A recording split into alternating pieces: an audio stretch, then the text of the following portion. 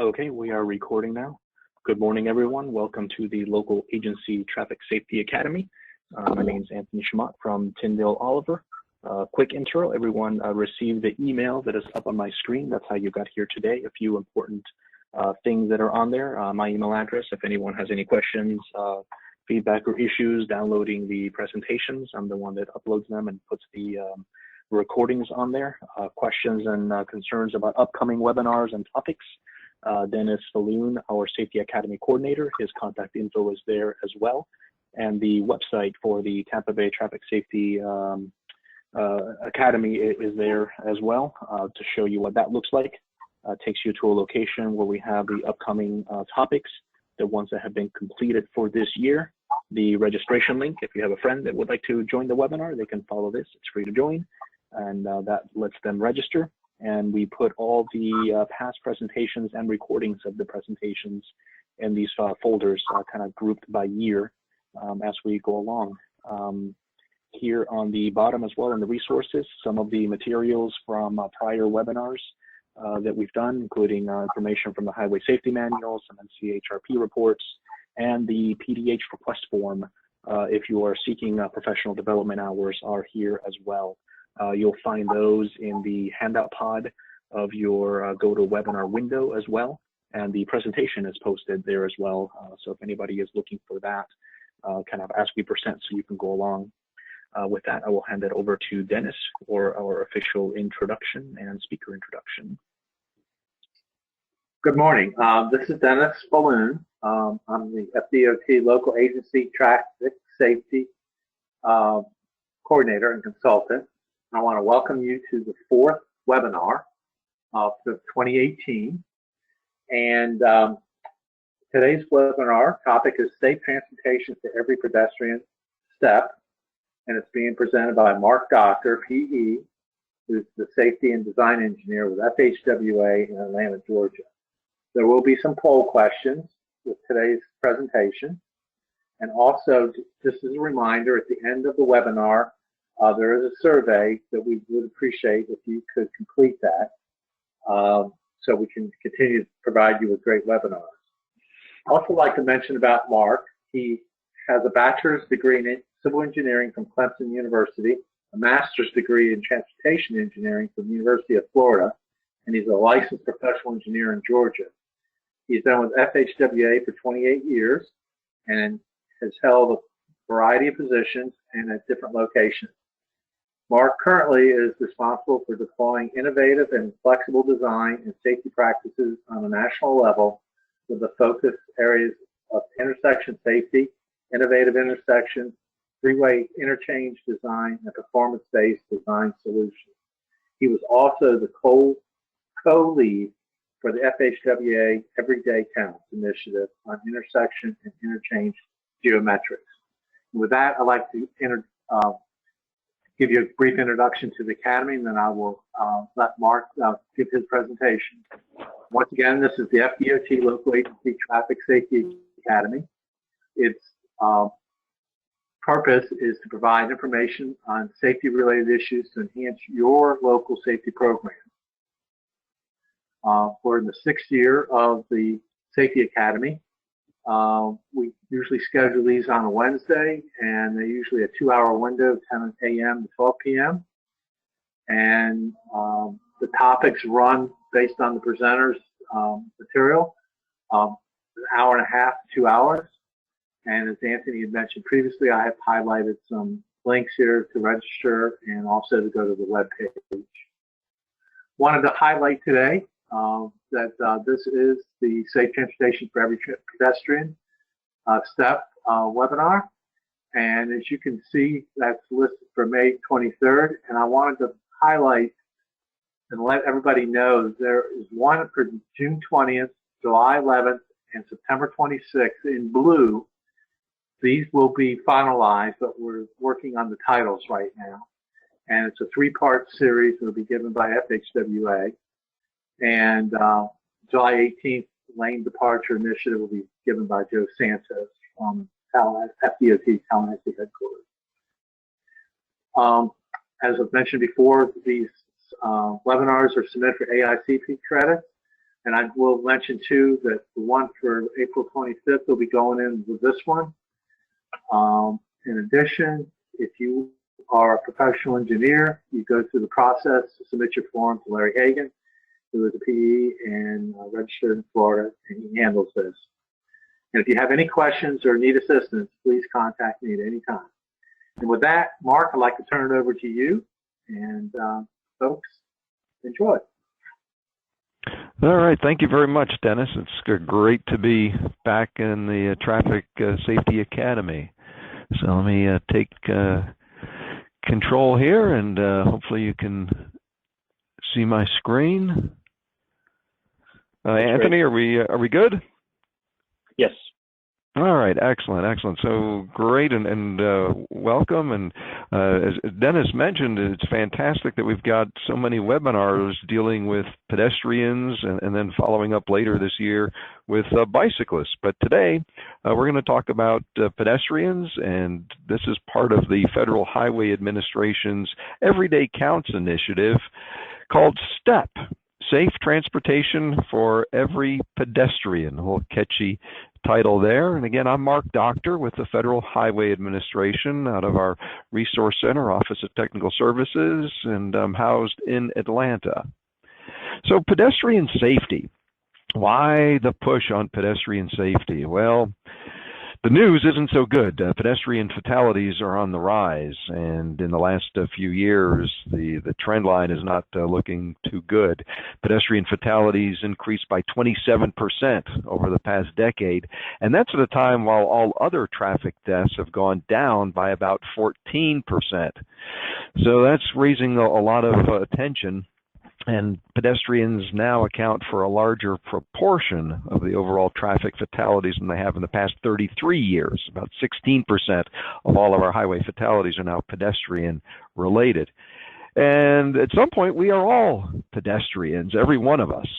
And there are many folks among us who either choose not to drive or cannot drive, but yet have great mobility needs. And other modes of transportation can rely upon, at some point in the journey, to have a pedestrian to be part of that. So pedestrian safety is integral to the success of other modes as well.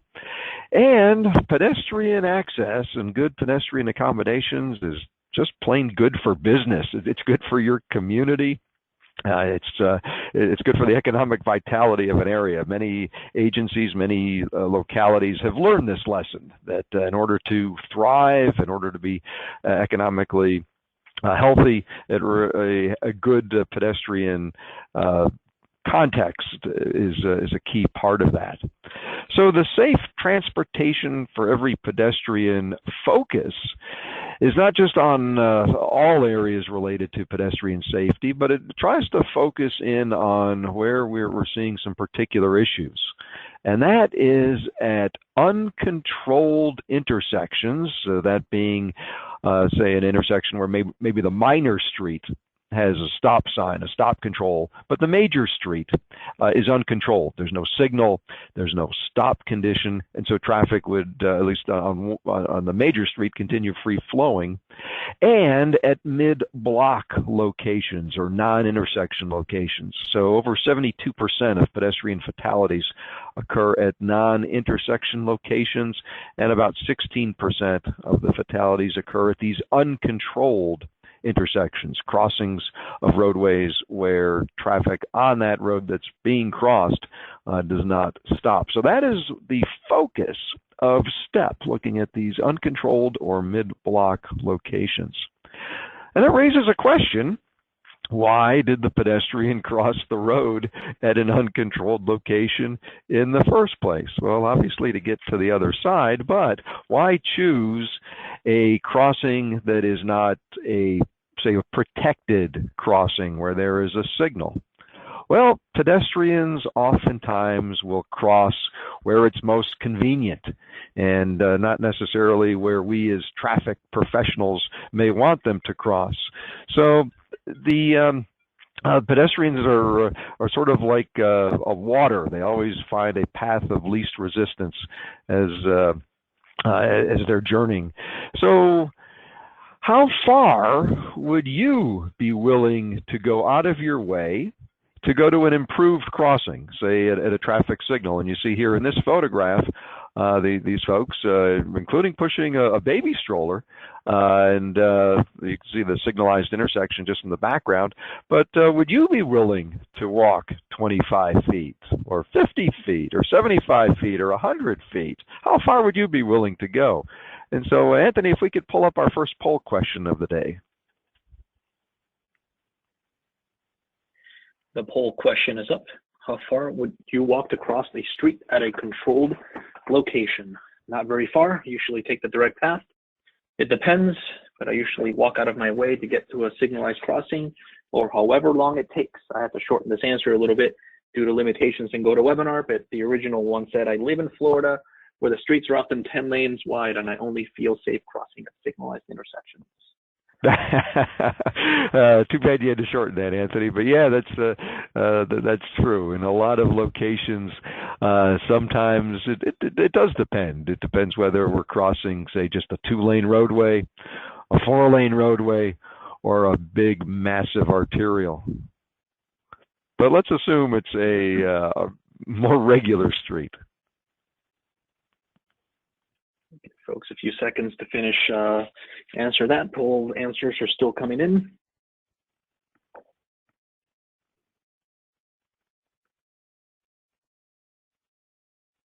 All right, I'll go ahead and close this poll and share the results. It looks like 35% of the audience does not walk very far. So 1/3 of the folks just walk right where they are. 53% says it depends. They usually walk out of their way somewhat to get to a signal. And 12% of the audience says however long it takes, they only cross at signalized intersections. Ah, wow. Okay. Yeah, that's pretty interesting and pretty telling. And this is among transportation professionals here. If we were to just ask the general public, those numbers may even be more revealing. So it is. There's no definitive answer. It does depend on the conditions. One thing that I was able to find, this comes from the Urban Street Design Guide from NACTO, the National Association of City Transportation Officials, and it's got an interesting perspective on here. It says, in general, if it takes a person more than 3 minutes to walk to a crosswalk, wait to cross the street, and then resume his or her journey, he or she may decide to cross along a more direct but unsafe or unprotected route. And while this behavior depends heavily on the speed and the volume, it's imperative to understand crossing behaviors from a pedestrian's perspective. And I like that last line in particular. As transportation professionals, I think it is very important that we try to understand crossing behavior from the pedestrian's perspective. And let's face it, nobody likes to wait. We don't like to wait in our cars if we're at a signalized intersection, right? We hate waiting at the red light, and it's terrible. But we're in our cars, and it's air conditioned, and we've got a radio to listen to or something else to entertain us. Whereas the pedestrian standing out there waiting for the walk indication at the signal, well, they may be out in the hot sun, or maybe worse, it's raining. And so when we think about delay, when we think about quality of service, certainly as transportation professionals, we think a lot about delay from the driver's standpoint in the car, but also from the pedestrian standpoint. And so for the pedestrian to go out of their way, maybe now it makes sense why they choose not to.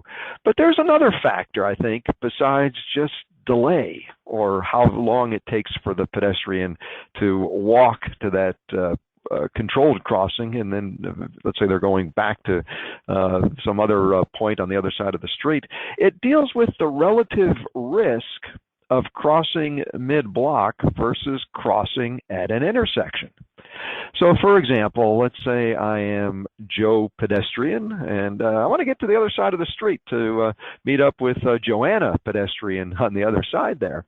Well, if you think about it, to get from one side of the street to the other, away from an intersection, the pedestrian faces traffic coming at them from only two directions. You might be able to see the traffic approaching at this mid-block location, get a better sense for judging speeds even. So sight distance might be better, and simplicity in terms of where traffic can get you is perhaps easier than if we think about what happens at an intersection. So first of all, Joe Pedestrian would have to walk out of his way, wait probably to get the walk indication to cross. But beyond the journey time or walking distance, let's think about the risks or relative risks that the pedestrian faces from traffic. Now, certainly we still have the two directions of traffic, but in addition to that, we also have the potential for a conflict with traffic wanting to make a right turn on red. And what's particularly pesky can be the permissive left turn, where a driver's attention and the driver's waiting for a gap in oncoming traffic to make a permissive left, and they may not see the pedestrian in the crosswalk that's off to their side. So there are perhaps safety issues or safety risks also that an intersection crossing has that a mid-block crossing may not have. So I want to share that perspective and also share with you perhaps a rethinking of mid-block crosswalks. And I'll share this case study with you. This was given to me by a colleague of mine who lives out in Washington State. And this is out in Tukwila, Washington, in the Seattle metro area. And it kind of shows something interesting. This is a relatively new installed mid-block crossing. You can see over toward the left side of the picture that mid-block crosswalk. It's about 300 feet away from the signalized intersection. You see the signalized intersection there on the right-hand side of the picture. So there's also a bus stop right there in the center of the picture, and where it says a new library. Well, the photograph doesn't show it, but a new library was constructed there. So you've got a new library, also some other new development in this area. That shopping center on the lower portion of the screen.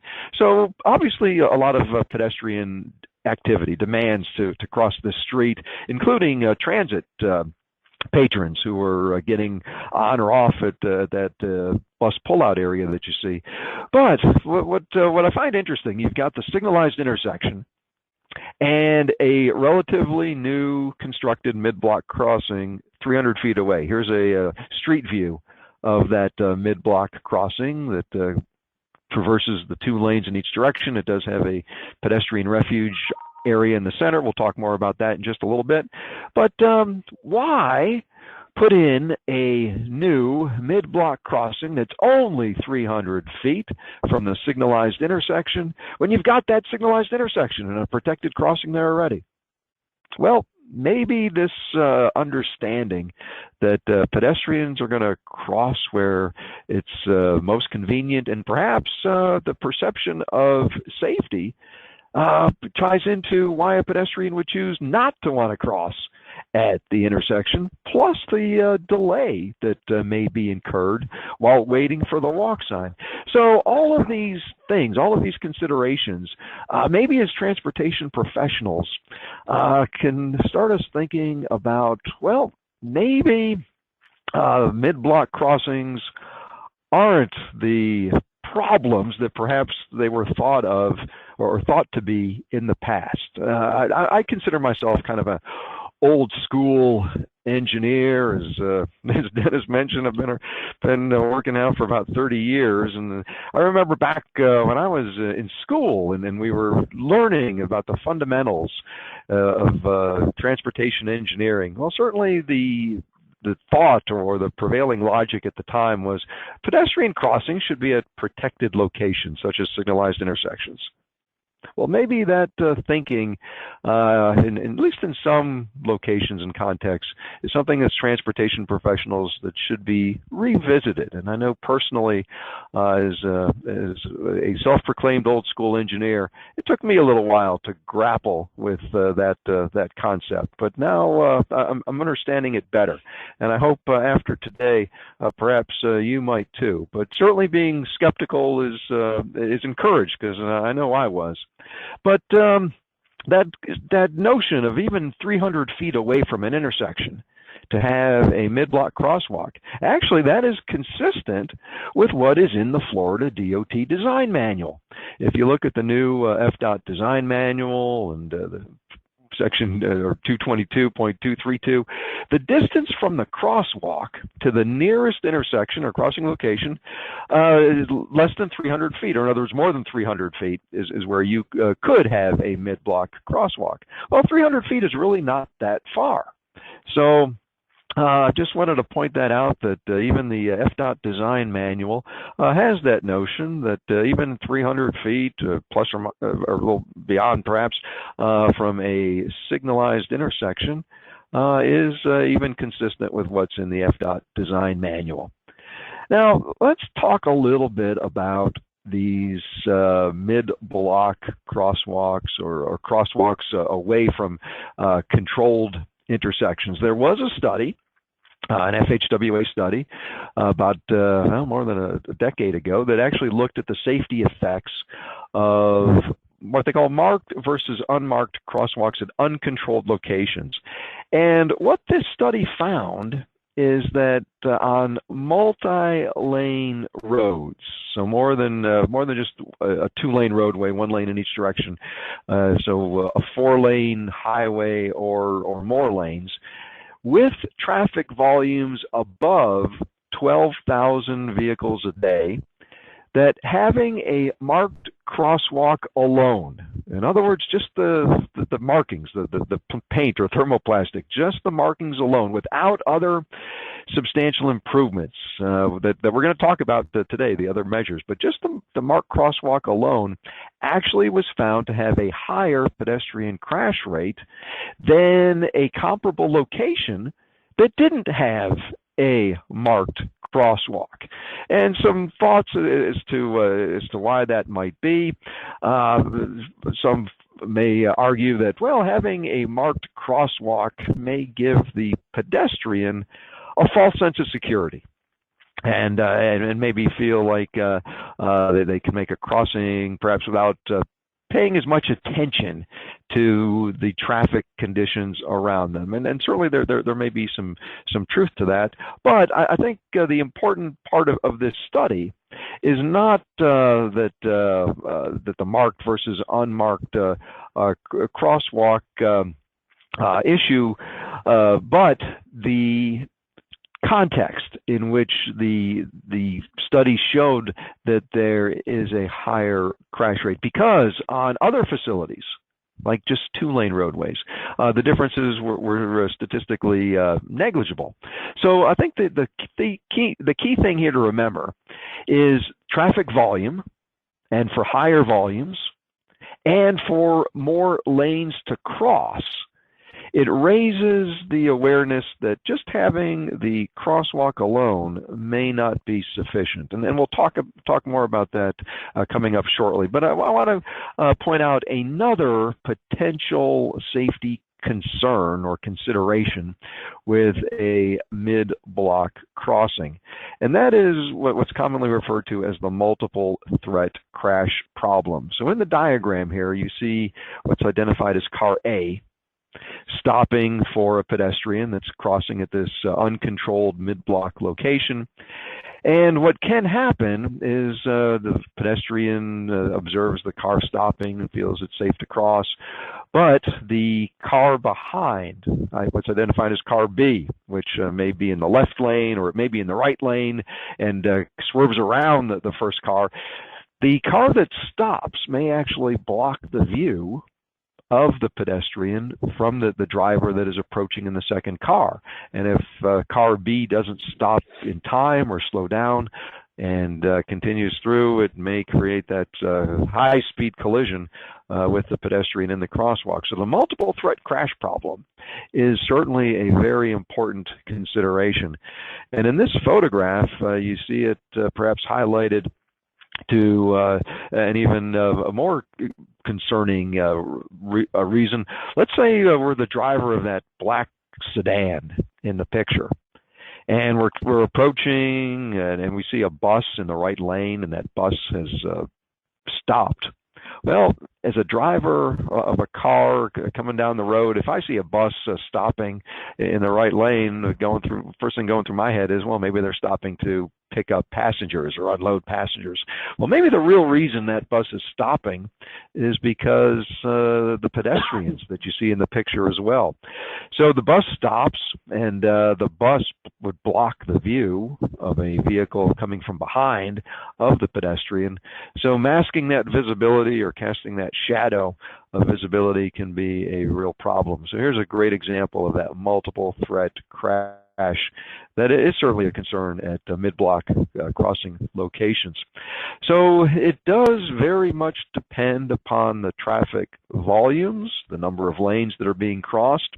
And so the Manual on Uniform Traffic Control Devices, the MUTCD, under the section on crosswalk markings, actually says that for new marked crosswalks, so not going back to crosswalks that may have been put in many years ago, but for new marked crosswalks, the MUTCD tells us that a crosswalk alone, without other measures that can help with regard to speeds and longer crossing distances, should not be installed.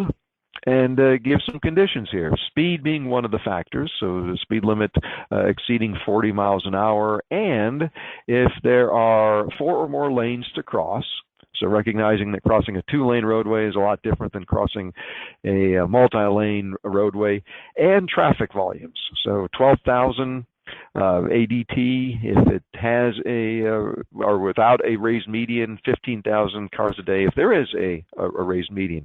So the MUTCD even makes this clear, and this change in the manual was actually a part of the outcome from that previous research study that I mentioned, where it did show a higher pedestrian crash rate if it's just a marked crosswalk alone. So it's not saying not to have a crosswalk. What it is saying is some other measures, without other measures. And we're going to talk about what those measures could be. So, and this is also consistent, again, with what is in the FDOT design manual. So having supplemental treatments, and the design manual even talks about it: beacons, signals, curb extensions, raised medians, all these great things that are actually covered as part of our STEP program. And recognizing that where speeds are higher, where traffic volumes are greater, and the presence or lack of a median as a refuge area is also a consideration.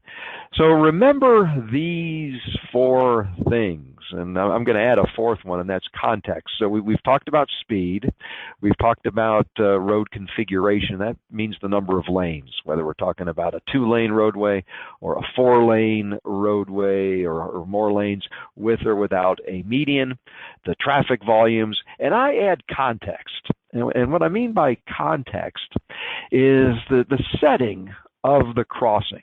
So for example, let's say we're in an industrial area or light industry, and maybe we don't have an expectation of seeing a lot of pedestrians in an industrial area, but there very well could be significant pedestrian activity. A lot of times, perhaps some facilities have administrative offices on one side of the street, and other elements on the other side, and so they're crossing back and forth throughout the day. Or maybe during a lunch break, we see folks heading out to lunch. So there are times when we may encounter pedestrians in a context where perhaps we wouldn't expect many pedestrians. So I would add context in there as another key consideration for thinking about what is applicable in terms of helping improve crosswalks beyond just the marked crosswalk. Speed certainly is a factor. Not only is it a factor in terms of a vehicle's ability to come to a stop for the pedestrian, but if there is a collision between a vehicle and a pedestrian, the survivability of that collision is greatly influenced by speed. And even just a modest reduction in speed, the impact speed, even if we can bring speeds down by about 10 miles an hour, it has an exponential benefit in terms of increasing the odds of surviving that collision. So speed makes a big difference. So I just want to summarize here with the setup to our discussion on countermeasures that pedestrians are going to cross where they feel it is safe and convenient, and that may not be at a signalized intersection. And perhaps we as transportation professionals need to challenge what could be labeled as conventional thinking, that signalized intersections are the best location for pedestrians to cross. If we think about the risks that are out there, the true risks, perhaps the signalized intersection has other complications that a mid-block location might not. So if we are going to consider, and again, it's considering, we're not advocating for mid-block crossings everywhere, but where appropriate. If we're going to implement more mid-block or uncontrolled intersection crossings, then it is very important that we include the appropriate enhancements, the additional measures, and those additional measures that may be appropriate are going to be based upon what I would say are four key factors or considerations: the speed of traffic on the roadway being crossed, the traffic volumes, the number of lanes being crossed, and included in that would also be whether or not we have a median refuge. So crossing 2 lanes at a time versus having to cross all 4 lanes at the same time makes a big difference. And then I would like to add in the context of the crossing location, which is perhaps another way of saying what is the likely driver expectation for encountering a pedestrian, just given the nature of the road that they're driving on. So with that, I want to now get into are pedestrian safety countermeasures for uncontrolled crossing locations. These are the key elements of the STEP initiative. And we're going to talk about what we call our Fabulous 5 initiatives, although the first one, crosswalk visibility enhancements, is actually a family of several measures, several safety measures. There are many ways that we can enhance the visibility of a crosswalk, and then we'll talk about some of these, the marking style, the signs that we can use, advanced signing, and other techniques as well. It's really about making not only the pedestrian more visible, but making the crosswalk itself and the crosswalk location more visible to the driver as they're approaching the crosswalk. Because if the driver doesn't see the crosswalk or the pedestrian until they're right up on it, then obviously that is not good. So what could be done to make the crosswalk stand out so that drivers can see it from a greater distance? Well, one thing that's quite simple is the way that the crosswalk is marked, the pattern. And there was a study done to look at the relative visibility of 3 crosswalk patterns: the basic transverse lines, what we may call a normal crosswalk, versus the continental style and the bar pair style. So here are some photographs that illustrate that continental style in the middle and the bar pair style in the lower photograph.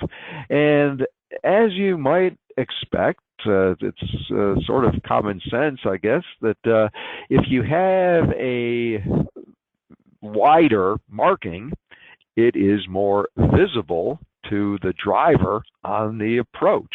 Now, the pedestrian probably has no problem seeing a regular crosswalk, and here you see an example of two crosswalks and from the pedestrian standpoint. But what's probably more important is the driver's perspective as they're approaching the crosswalk. And these are the same locations, the photos on the left. As a pedestrian, when you're right at the crosswalk, you see the two lines, you can see that it's a crosswalk. From a driver's perspective, approaching that intersection, in this case a T intersection, that those lines may not be visible at all, and this is during the day, even though there's a shade tree there. But imagine what it would look like at night or in the rain. The intersection on the right-hand side, or the mid-block crosswalk on the right-hand side, the driver at least can start to make out that something is ahead, the crosswalk markings from a much greater distance. So it is about what the driver can see, and if it's just a 1-foot marking versus a 10-foot longitudinal style marking, one way of thinking about it is just what becomes visible to the driver's field of view, the cone of vision, and enhanced crosswalk marking can help. And the Florida DOT Design Manual talks about the use of emphasis crosswalk marking, so more than just the two lines. And the FDOT Design Manual is pretty simple and straightforward. Use the standard crosswalk markings for stop or yield controlled intersections. Use special emphasis crosswalk markings at mid-block crossings, and use special emphasis crosswalk markings at signalized intersections and at roundabouts. Even though traffic volumes aren't mentioned here, it kind of implies that. If we're dealing with a stop or yield controlled intersection, then most likely we're dealing with lower volume type intersections than if we're talking about a signalized intersection or even a roundabout. So it kind of reserves the standard crosswalk markings for our lower volume type intersections. Now, what about the more aesthetic type of crosswalks, maybe something like a brick pattern, a colored pattern? How effective are they? Well, in theory, they might be more visible, but in reality, it depends. And you see in these two photographs, for a pedestrian that is standing right there at the crosswalk location, the pedestrian can make out that something is different, but the driver's perspective, and this is the same location, and during the day, at night or in the rain, it would be even less visible. It just seems like nothing is there, and this crosswalk doesn't even have the white lines, or if it did at one point, they have totally worn away. And as a minimum, we need those two white lines to indicate the crossing. But even so, having the color inside or the texture inside, it may be aesthetic. It may have some architectural benefits, but in terms of safety benefits, well, perhaps not. And there are other issues as well, depending upon what is being used and in the type of location we're in. These may become maintenance headaches over time. They may create barriers for folks in wheelchairs or people with strollers. So those brick or cobblestone patterns can break down over time. But I do want to point out that the Federal Highway Administration has issued an official ruling on the use of colored pavements within the transverse crosswalk lines. And they can be permitted, and there are acceptable examples, both in terms of acceptable colors. The colors tend to be the more muted earth tone type colors, the browns, the tans, and even something like a brick or cobblestone pattern is acceptable. But what's not acceptable is something that would be a distraction.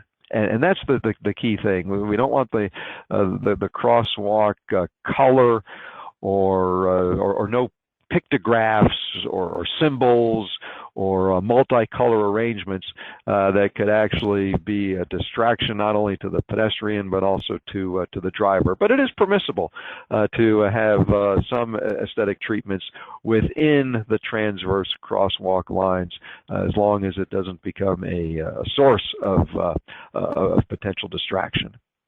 So then, beyond the actual crosswalk markings itself, the pedestrian warning signs.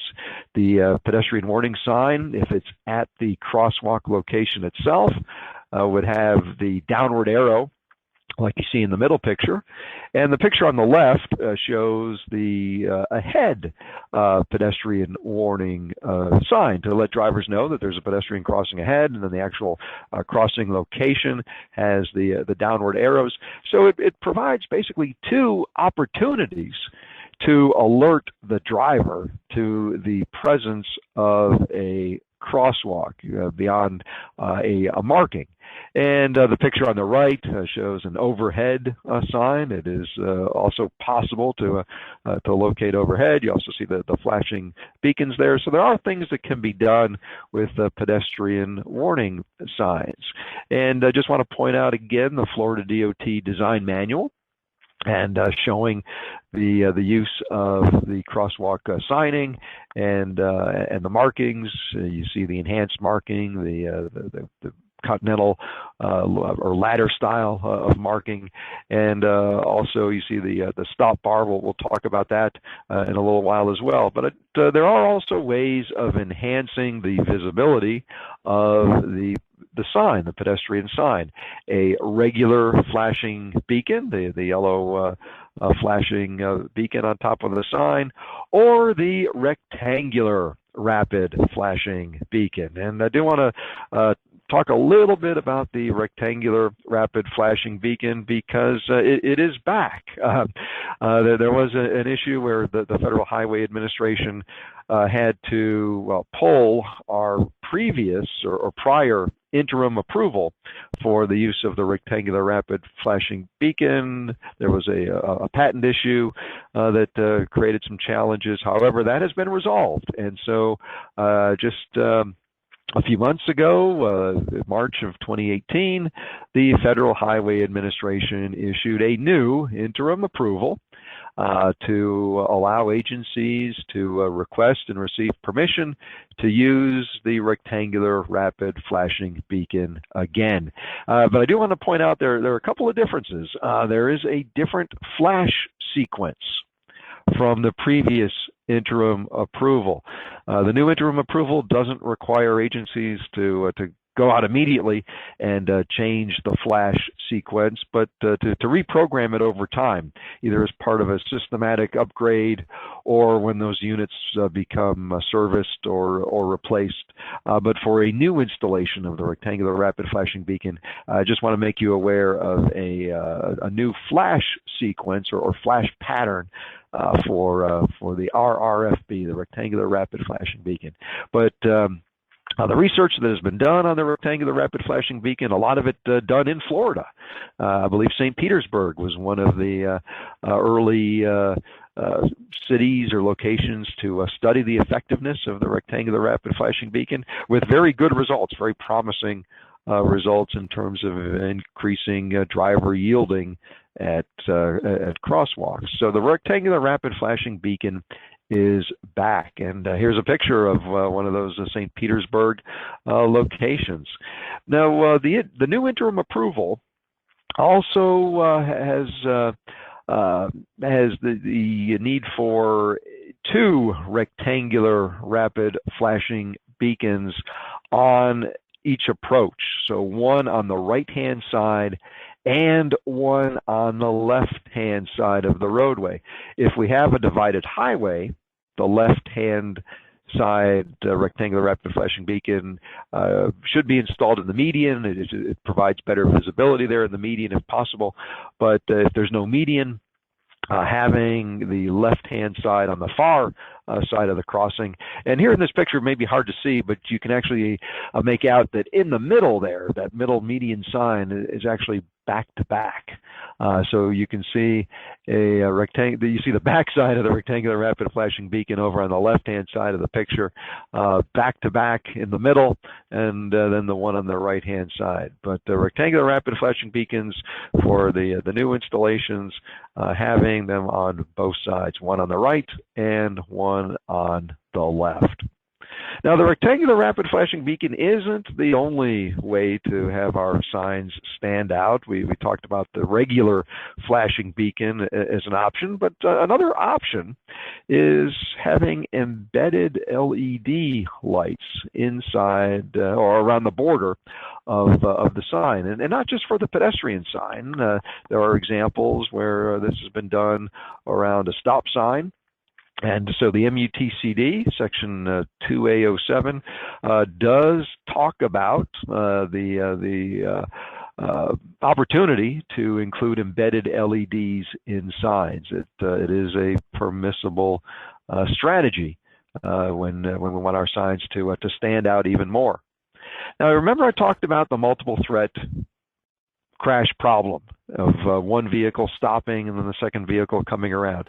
So here's a potential mitigation strategy. What if we put a stop bar or put the stop bar in advance of the crosswalk so that when that first car A, does stop, well, the vehicle or car B, because there's now enough advanced distance, would have a better opportunity to see the pedestrian.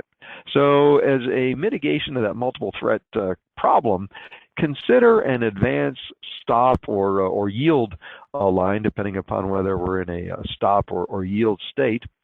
And this is consistent with what is shown in the MUTCD, examples of yield lines at unsignalized mid-block crosswalks. And in addition, the signs that you see, the yield or stop here for pedestrian signs.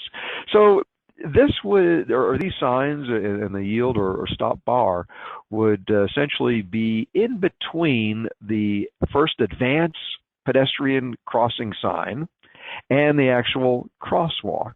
So if you think about it this way, there are really three opportunities that we as transportation professionals have to alert drivers to the presence of a mid-block crosswalk. There's the advance sign. That would be the first opportunity. The second opportunity to really draw attention to the fact that there's a crosswalk there are these yield lines or stop lines in advance, and the MUTCD shows as a range anywhere from 20 to 50 feet.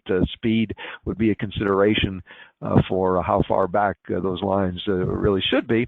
And the signs, the stop here or yield here to pedestrian signs. It's one more opportunity to alert an approaching driver to the presence of the crosswalk.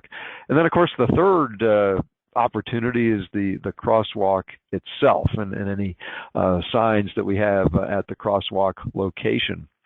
And to make the actual crosswalk stand out, the in-street pedestrian crossing signs. These are also provided as an option in the Manual on Uniform Traffic Control Devices. They should be placed in the roadway. These are intended to be at the street level, not post-mounted or side-mounted. If we have a median, they can be on the median island or even on a lane line. But these have also been shown to have a good benefit in terms of drawing attention to not just the presence of the crosswalk, but as a reminder to drivers to stop or yield to pedestrians in the crosswalk. We hope that drivers are already aware of this fact, that they need to stop or yield to pedestrians in the crosswalk, but the reality is a reminder can't hurt. Some people need that reminder. And another potential strategy is a pavement marking, the text or letters indicating a ped crossing. So just one more way to help make it stand out. So these are things that don't have to be independent of one another. They can be used in combination, and really that is the intent. There are many strategies to enhance the visibility of crosswalks and to basically draw upon the menu of options that we have to determine, and it's determined based upon those considerations of speed and context and number of lanes being crossed, and trying to implement what is economical and beneficial. Now, beyond, say, the more simple signing and marking strategies, there are some physical things that can be done as well. One example is a curb extension, where we're actually shortening the crossing distance, but also providing better visibility to the pedestrian. So here's an example. We'll start off with maybe a more typical city street. We see some on-street parking here. We see a bike lane. And if the crossing from the edge of sidewalk to the other edge of the curb and the sidewalk area, let's say we have 58 feet of crossing distance. Well, a curb extension, and that's what this bulb out would be. It basically covers the area where the on-street parking typically is in the street. We certainly don't bulb out into the vehicular lane or the bike lane for that matter. But look what happened to the crossing distance. It took the crossing distance down from that 58 feet down to a much more manageable 32 feet. But there's an added benefit.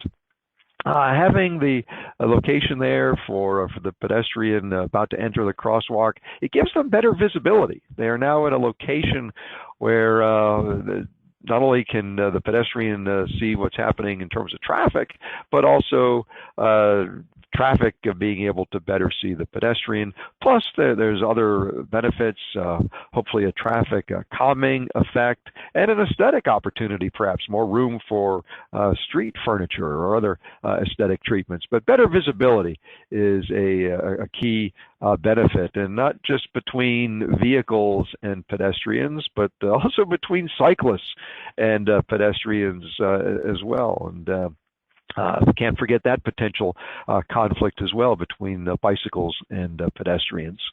And one other opportunity with a curb extension, here's a good before and after shot. So here in the before condition, without the curb extensions, look at where the stop signs are located. We have two stop signs, one on the right and one on the left, and they're basically back where the sidewalk is.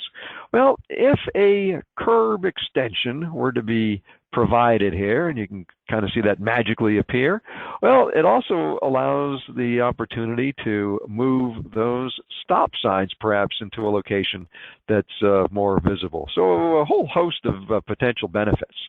Now, there are some downsides or some considerations. A lot of times constructing these curb extensions can pose challenges for drainage, and maybe things like putting in an additional drop inlet, or if touching the drainage is just too cost prohibitive. There are some innovative things that agencies have tried. Here's an interesting one of keeping the drop inlet where it was, but providing a plate that covers over the old gutter pan and provides an opportunity to get out to a curb extension. Now, obviously, there are other issues that are going to pop up here. You're going to have maintenance. You're going to have trash always come down through there that has to be cleaned out. But it is a way of achieving perhaps an opportunity for constructing these curb extensions in a manner that doesn't bust your budget, where you have to mess with redoing the drainage. So there are things that can be looked at or considered. And another example I want to show of a before and after effect. Let's take a look at this street here. It is 2 lanes in each direction. It's got a center two-way left turn lane. You see a signalized intersection off there in the distance, and an intersection here where the picture's taken, and some parallel parking, on-street parking along the sides there. If I were to ask you as a driver, what speed would you feel comfortable driving this road as a driver? Just think about that for a second. Just you don't see any posted speed limits. I'm not going to tell you what the posted speed limit is. That may or may not even influence your choice of how fast you would go down this street. Me as a driver, if I have this much open space, I can see what's going on. I can see if a car is going to make a left turn in front of me. I can see if traffic is making right turns out of those driveways. I can see whether someone is going to parallel park or maybe even pull out from a parking spot. That openness, not just to mention the fact that we've got a lot of pavement in front of us as well, probably contributes psychologically to me anyway in terms of my choice of a speed. And I'll be honest with you, I would probably drive this faster than perhaps desirable. And again, I'm not going to tie it to a posted speed limit because, of course, I never go beyond the posted speed limit. But just based on the nature of the street here, I think we would all agree that it lends itself to some higher speeds. Now, let's take this same roadway, and we're going to do a bit of a makeover on this street. I'm going to talk about road diets coming up, and in this case, we're not even going to take away any travel lanes. What we're going to do with this street is give it a makeover, and this is the same street. And what we've done now is we've put in a median, a landscaped raised median. We still have 2 lanes in each direction. We still have on-street parking. But the parking and the inclusion of curb extensions to help kind of break up or delineate the little parking areas, and notice the use of the texture, the bricks basically, to delineate the parking area, it changes the feel of this street. So whereas here I'm probably going pretty fast, I don't feel as comfortable going fast down this street. My visibility is maybe more restricted as well, and hopefully that causes me to go at a lower speed. But sometimes just changing the character of a street and curb extensions can be a powerful way of informing the driver of the context of the street. So even though we haven't changed anything here in terms of number of lanes, maybe we haven't changed anything in terms of the signalized intersection, we have kept on-street parking, we've added perhaps some beautification, some landscaping, some trees, some aesthetic features, but we haven't really changed perhaps the true character of the street. But yet I think you can agree it's a different street, and curb extensions can help go a long way in perhaps achieving that. So one other perhaps consideration for curb extensions, because I know they can be challenging when we're thinking about issues like drainage. And if we can't do a curb extension, well, another possibility for improved visibility is if we limit or just restrict on-street parking, just one spot even, just a 20-foot parking spot in back, or take it 40 feet in back of the intersection. It just helps improve visibility of the pedestrian there from approaching traffic. I know metered parking spaces are very precious commodities, and a lot of agencies are really trying to fight for every spot they can get, because it is sometimes a very significant revenue generator. But if we can at least perhaps maybe sacrifice one spot in advance of the crossing like that, it can have a good effect on improving safety. And just a couple other strategies real quick here.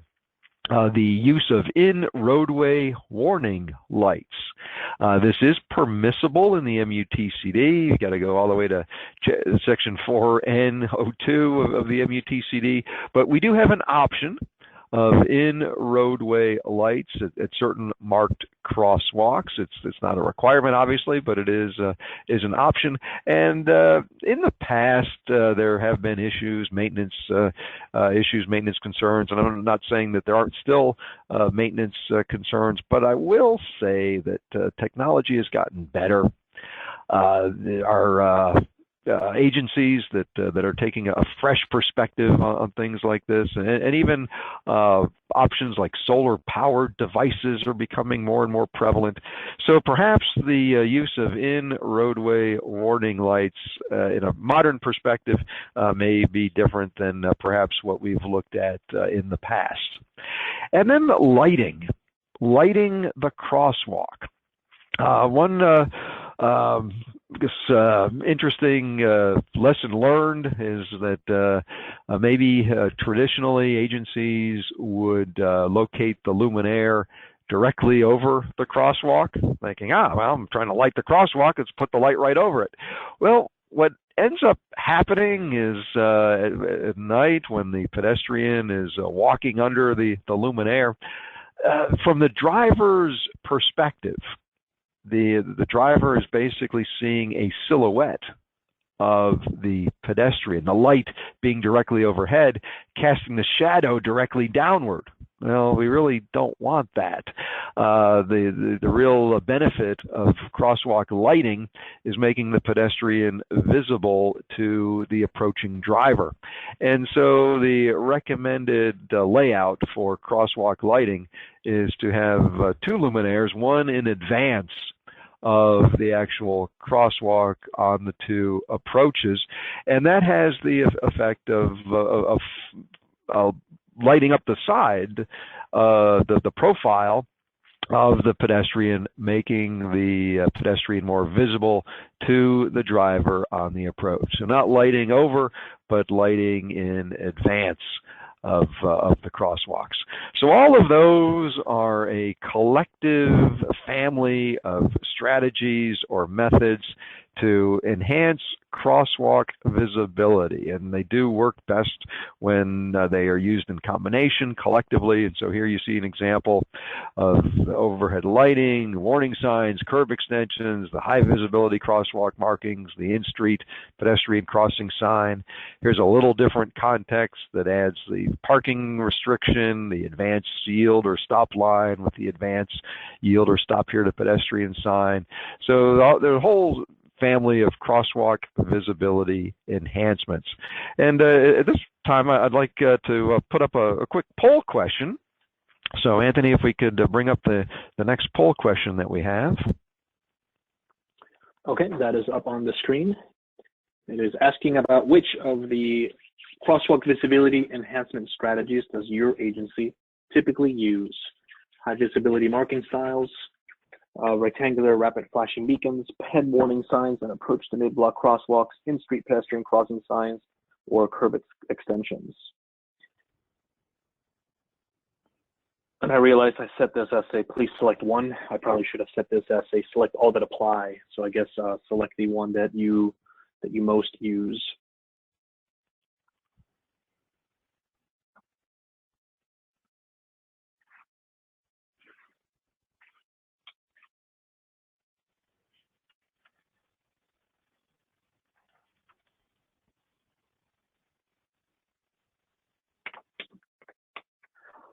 Looks like there's a pretty clear winner here of the improvement that is used most often. You can probably guess, Mark, which one that is.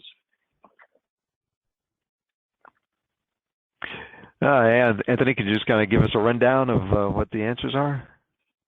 Yes, we will close this poll here and share the results.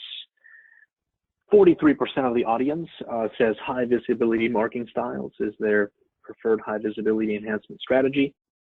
30% uses ped warning signs and approach to mid-block crosswalks.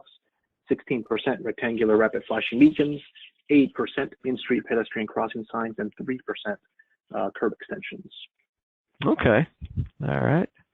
Yeah, obviously starting with the easier or lower cost methods and kind of building up from there, a smart approach. But they do work collectively, and I think a key concept is what we're trying to do is draw attention to the fact that there is a crosswalk there. And I think we really have three opportunities or three locations: the advance warning sign, and the advance yield here or stop here for pedestrian sign with the marking, and then the actual marking itself and any signs or devices that go along with the marking.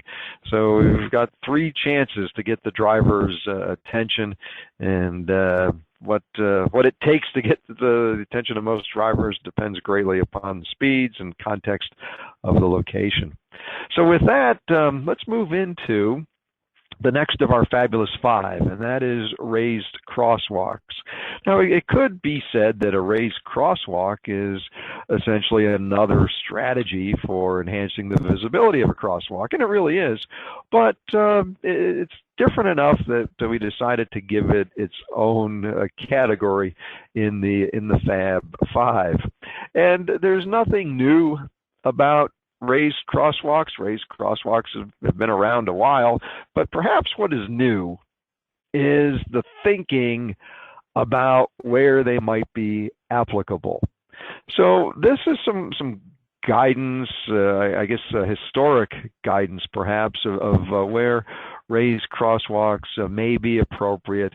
Traditional thinking is, well, it's going to be on a 2-lane roadway, 1 lane in each direction, maybe a 3-lane roadway, lower speeds, so let's say speed limits of 30 miles per hour or less, and traffic volumes of below 9,000. So lower volume, lower speed, fewer lanes to cross. I think certainly fewer lanes to cross, lower speeds kind of make sense. Perhaps what's being challenged or considered for kind of expanding these guidelines is the traffic volumes, and seeing more use of raised crosswalks at perhaps some higher volume locations. And part of where this new revival of consideration for raised crosswalks is coming from was a recent study that looked at solutions for improving pedestrian safety at roundabouts, especially multi-lane roundabouts, and channelized turn lanes, channelized right turn lanes. And raised crosswalks was one of the measures or strategies that was evaluated as part of this research, and actually found very promising results or very good results. And because of that, folks are starting to take a look at raised crosswalks as perhaps being more beneficial than perhaps originally thought. There's a lot to it. Now, part of it is the speed reduction. Essentially, a raised crosswalk is a speed table. It's a speed table that also carries a crosswalk, but certainly that speed calming effect, I think, is another facet to why raised crosswalks are being shown to have a very positive safety performance. Now, there are, of course, considerations, and raised crosswalks are another thing that you're not going to stick everywhere. Drainage being an issue, a raised crosswalk could become a dam across your roadway that could be a definite concern for backing up water. So the location of our inlets and the topography and just making sure we can drain those properly. Certainly, if it's a route that has other uses, emergency service demands, if it's an evacuation route, getting folks out of a hurricane evacuation area. So there are a lot of considerations, and topography being one, but also if we had several raised crossings in succession, well, that might just be plain annoying or disruptive. So it's something that is not a strategy that would be implemented just everywhere or anywhere, but I would argue that there are probably a lot more locations where a raised crosswalk could be appropriate than perhaps we have thought about in the past. And to put in a raised crosswalk and to have that desired effect of getting drivers to slow down, having it be visible to the driver. And so the manual and uniform traffic control devices does provide suggested pavement markings for speed tables or speed humps with crosswalks, which is essentially what a raised crosswalk would be. And so having it be visible to the driver on the approach. If you've ever gone over a raised crosswalk that or even a speed table that didn't have these, well, when you go over it the first time, it may wake you up. It certainly may not cause you to slow down if you don't see it. The second time you go over it, you may take it slower. But having these markings for the unfamiliar driver that is encountering these raised crosswalks or speed tables for the first time helps and gives us that desired effect of having traffic slow down as they're approaching and then going over the raised area. So raised crosswalks, one of the strategies that is being advocated in the STEP program for the proper conditions. And so here you see a raised crosswalk that also includes some of the other features we talked about. Certainly the high visibility markings would be appropriate here, perhaps the in-street pedestrian crossing sign and the warning sign and lighting as well. So that's the raised crosswalk.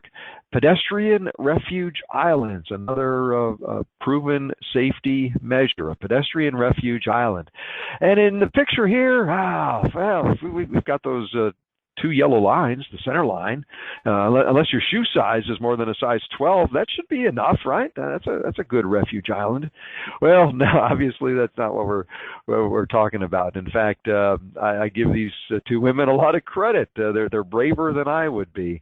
I would probably wait for a gap in both directions of traffic before trying to cross that 4-lane undivided street.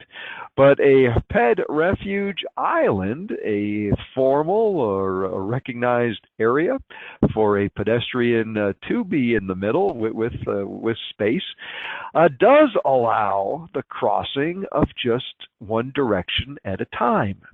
So whereas without a ped refuge island, I think most people would have to wait for a gap in both directions, which may not occur very often. If we at least can break the crossing up into two stages with a pedestrian refuge island in the middle, it just it reduces the delay essentially for a ped to make that crossing maneuver, simplifies things. The ped pays attention to one direction of traffic at a time, and so pedestrian refuge islands, certainly a great opportunity to improve the service that we provide to pedestrians. Now, the ped refuge area, hopefully it's wide enough to be an official refuge area, and by official I mean for the truncated domes to make it accessible under the Americans with Disabilities Act, providing the 2-foot detectable warnings, the truncated domes at the edges there of the refuge, and then having a minimum of a 2-foot clear area in between. So need at least 6 feet to be an official refuge area that would be marked as such. But if we don't have that, if we have less than 6 feet, you can still provide an area. It just would not be not provide the truncated domes, and so technically it is one continuous crossing. It's not two separate crossings. It's one continuous crossing if we don't have that ample space. So it's still an area, but we just would not provide those truncated domes in the center.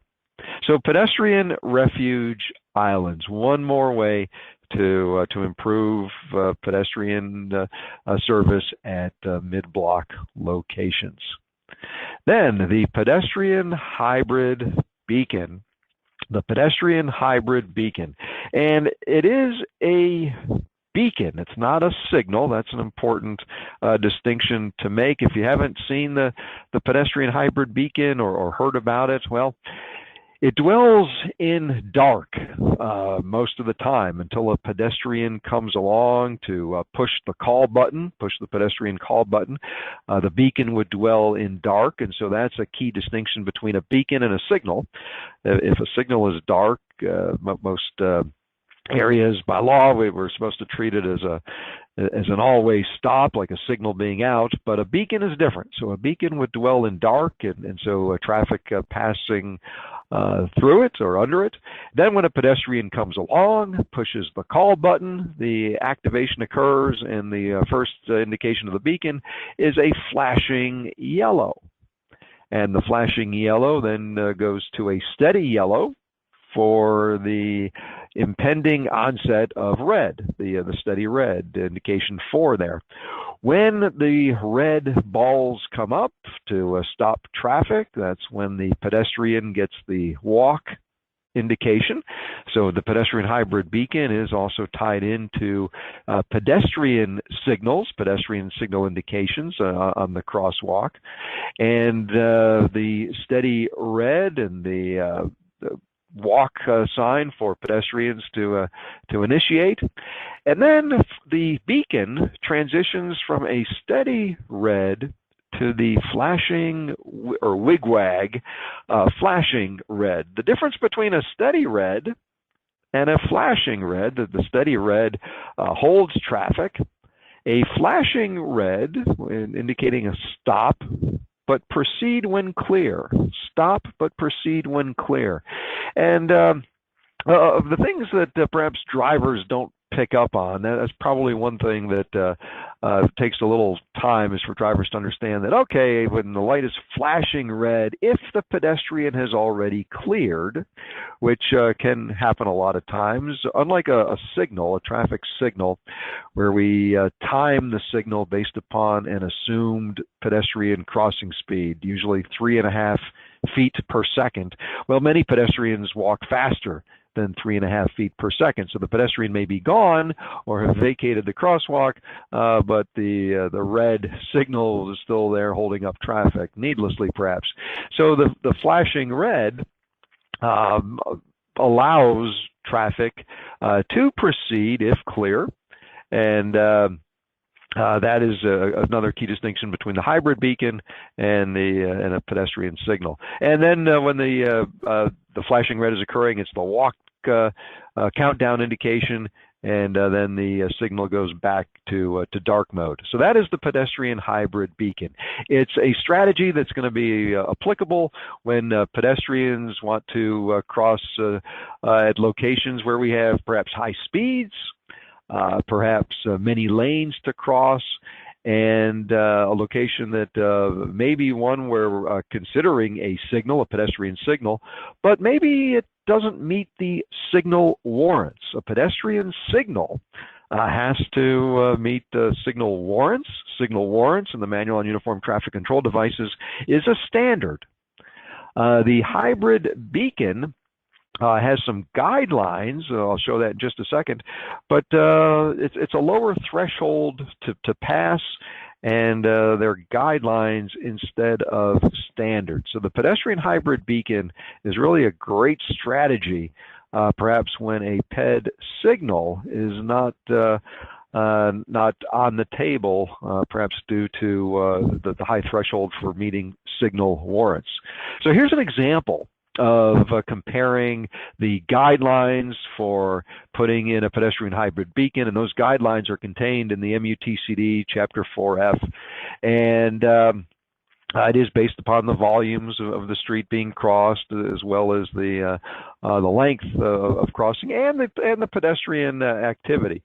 So let's say for a hypothetical case study where we may need a much higher level of PED activity, say 93 PEDs per hour to meet the warrant for a signal, 20 pedestrians per hour may kick us in for satisfying the guidelines under the MUTCD. And also the MUTCD, when it talks about these pedestrian volumes per hour, there's a little bit of perhaps potential to consider latent demand as well. If we had a pedestrian hybrid beacon crossing in there, would we achieve, say, those 20 pedestrians per hour, and not necessarily have to go out and physically count to 20 pedestrians per hour today, who may not feel like that it's a safe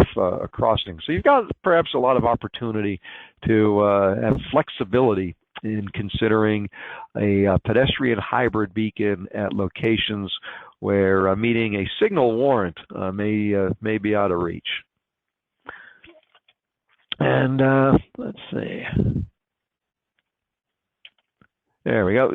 So the pedestrian hybrid beacon, the MUTCD section 4F, talks about the information, and if used, shall be in conjunction with the applicable signs, the crosswalk signs, and pavement markings. The high visibility marking would be a good choice, and most agencies require that at the hybrid beacon. And the hybrid beacon shall only be installed at marked crosswalks. The signs to go along with the signals, the crosswalk stop on red sign is what's shown in the MUTCD, but a lot of agencies are migrating toward something like this to kind of let drivers know that it's okay to proceed on the flashing red when clear. That might be the one thing that drivers don't quite pick up on. I think drivers understand that when the beacon starts to flash, and especially when it goes from yellow to red, that they're supposed to stop. But perhaps what some drivers don't pick up on is the ability to proceed on flashing red when clear. So there's a great, at least I think a great success story of the hybrid beacon in District 7 along Hillsborough Avenue, installed not too long ago, fall of 2015. And here you see a ground shot of it. And if you're familiar with Hillsborough Avenue, yeah, it's a big arterial. You can see in this picture, we're talking 6 lanes, 3 lanes in each direction. Speeds, we all know that Tampa drivers drive the speed limit, right? Yeah. So obviously a facility where high traffic, high volumes, and maybe some speeds as well. So going beyond maybe just the measures we've talked about so far, and getting to the point where a pedestrian hybrid beacon may be applicable for arterials like this. So they were installed, and looking at the before versus after, and still obviously relatively new, but looking very, very promising in terms of safety benefits for pedestrians, and certainly like the public education campaign, getting folks to understand how the hybrid beacons work. And you'll never saturate everyone. You'll never reach out and have everyone understand the nuances of the beacon, like proceed if clear, but people get it over time.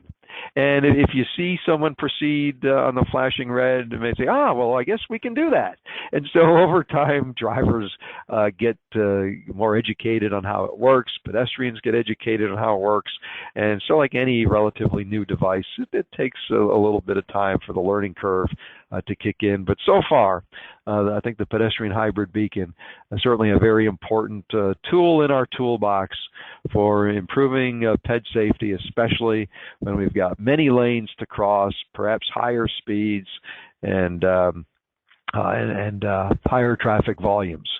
Now, if you get to real high traffic volumes or conditions where the conflicts become great, all right, we always have the grade separated pedestrian crossings. Obviously, the cost is an issue. They are expensive, obviously, and the grade separation.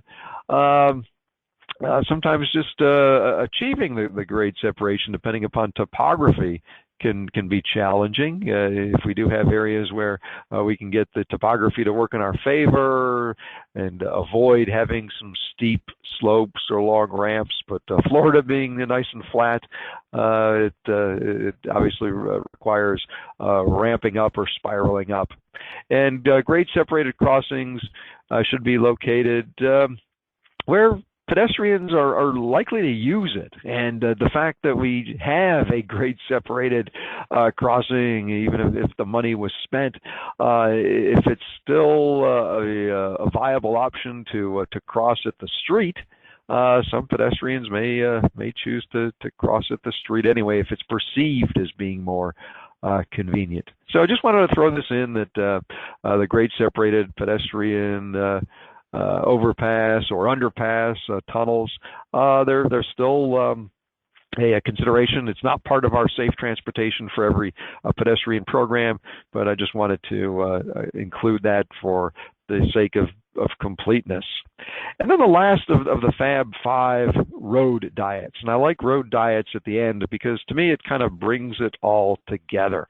Road diets kind of allow for implementing many of these treatments. A road diet can provide an opportunity for a pedestrian refuge area. A lot of road diets include putting in the center two-way left turn lane. Well, the center two-way left turn lane doesn't have to be continuous through the entire stretch of roadway and can include some opportunities for some raised medians, some landscaping, and pedestrian refuge areas. So road diets, which if many of you may have participated in some of the training that we've offered around Florida on road diets, and of course Florida DOT implementing the lane elimination guidance and taking that out to locals. I think it's a great opportunity.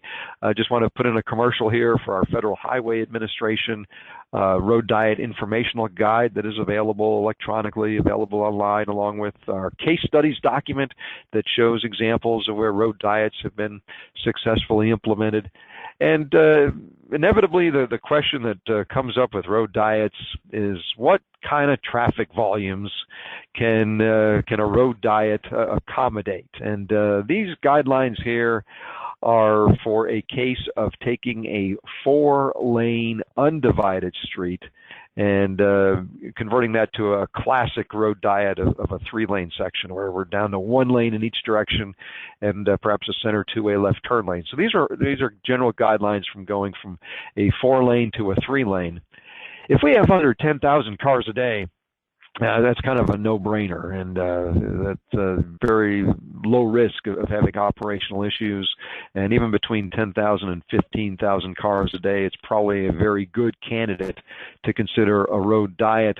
It's usually between 15,000 to 20,000 cars a day for a 4-lane undivided street that we kind of see the tipping point, that we kind of see the risk start to go up in terms of operational impacts, negative operational impacts.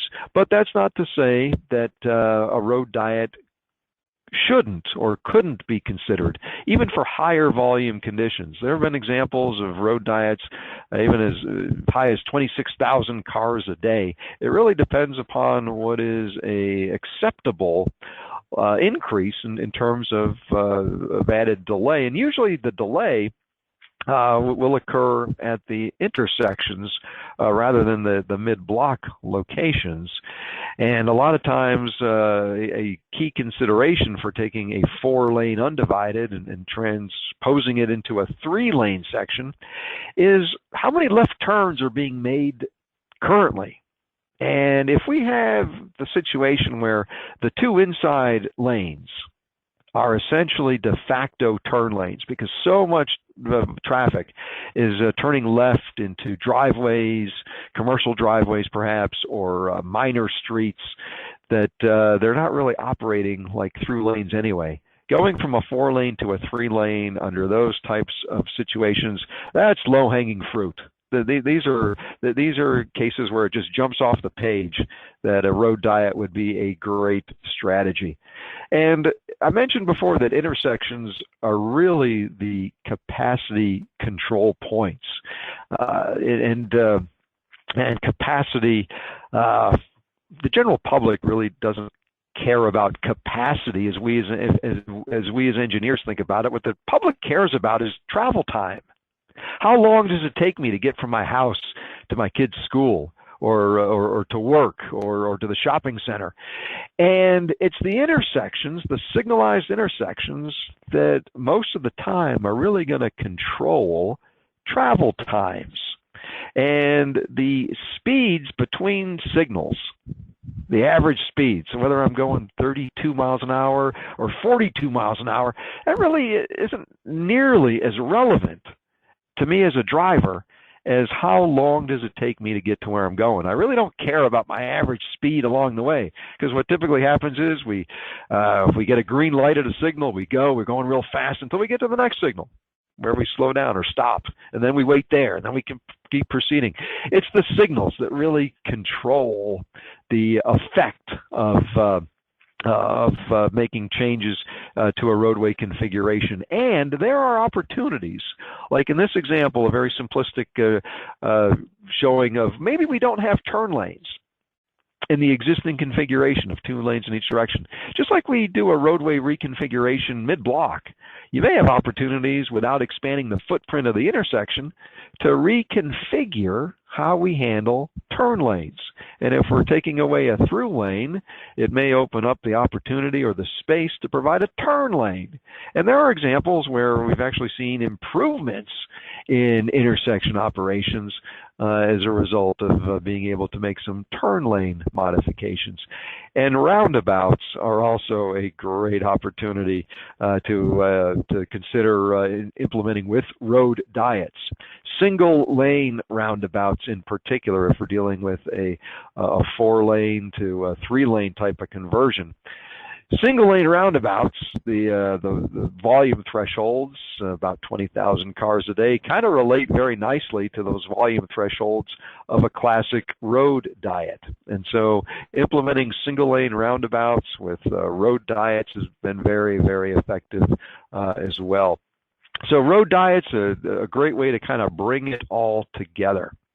So I just want to close out here with some awareness of some recent federal highway materials. And I would encourage everyone to go visit our webpage that is developed for the Safe Transportation for Every Pedestrian initiative, the STEP initiative. We're constantly populating it with new materials, new guides. Here's an example of the one-page flyer we have on the pedestrian hybrid beacons. We've got similar information on all of the measures that we talked about today. And then a new guide that the Federal Highway Administration has recently put out, the Guide for Improving Pedestrian Safety at Uncontrolled Crossing Locations. This is a free publication. You can download it electronically off of our website. And it is intended to assist agencies in thinking about, or perhaps even developing a policy to support the installation of countermeasures to go along with uncontrolled crossing locations. And the focus is on either uncontrolled intersections or mid-block locations. And this walks you through the considerations that we talked about today, but in more detail. And it goes through a 6-step process for considering the location, the context of the location, considering the safety data that you may have, analyzing the crash types. And then the meat of the guidance is really getting into selecting appropriate countermeasures and considering the issues for implementation. And as a starting point for considering potential crash countermeasures, this table from the guide, we've gotten a lot of compliments about this table as being a great starting point. So depending upon the speed, the traffic volumes, and the roadway configuration, that's the number of lanes and the lack of a median or the presence of a median, this table gives you some suggested starting points for considering applicable countermeasures. So starting off with countermeasures that are probably going to be very good candidates, the ones in the circles, and but also the other ones that could be a good candidate location. So this table alone has been something that a lot of folks have found very, very helpful from that new FHWA guide. So I'd encourage everyone to go ahead and download that document from our FHWA webpage. So with that, Anthony, I think we're at a good place to answer any questions that may have come up, and please excuse my humor here. No zebras were harmed in the making of this graphic. Love it. Yeah, there we have quite a few questions in the chat pod, so we'll just kind of go through them, going back through the topics. Let's see, back around slide 51, we have figure 3B.17 that shows the stop and yield lines on approach to an approach to mid-block crossings. Why, it says we don't do this type of treatment anywhere else. The stop bars at stop signals or signals don't extend, the center line extends past the stop bar. Shouldn't we be creating a similar safety zone between the stop and yield bars and the crosswalk? If you want to go back to page 51 of your presentation. Yeah, that might be helpful. So again, let me just back up to the slide here. So the advanced stop or yield bar. Could you read the question again for me, Anthony? I'm not sure I'm picking up on all of the nuances of that. Sure. It was, why does the center line extend past the stop and yield bar? Essentially, is why it's asking. Like at a signalized intersection or at a stop controlled intersection, the center line does not extend through there, and here it does. Yeah, it's a good question. One thing that if the center line was not extended, or well, certainly we don't want passing. We don't want passing in this area. And in this figure, we're kind of showing the two solid yellow lines, and certainly if we were in a passing area, we wouldn't want passing in the vicinity of the crosswalk. So I think just having clarification that we don't want folks going around, and in fact, I would pull any kind of no passing, or even if we're on a one-way street, perhaps going with solid white lines to kind of limit folks from making lane changes. We don't want folks going around stopped cars. I guess that's kind of the intent of not wanting vehicles to pass in any way. The same question, the same person adds later along that same comment that maybe that's the no passing to reduce the multiple threat problem as well. So with that lane extension continuing, then it kind of keeps the drivers back. Exactly right. Yep. What is the status of the request to experiment? And that's 209-85E, study of these signs as a gateway, using signs on the right at curb. Yes.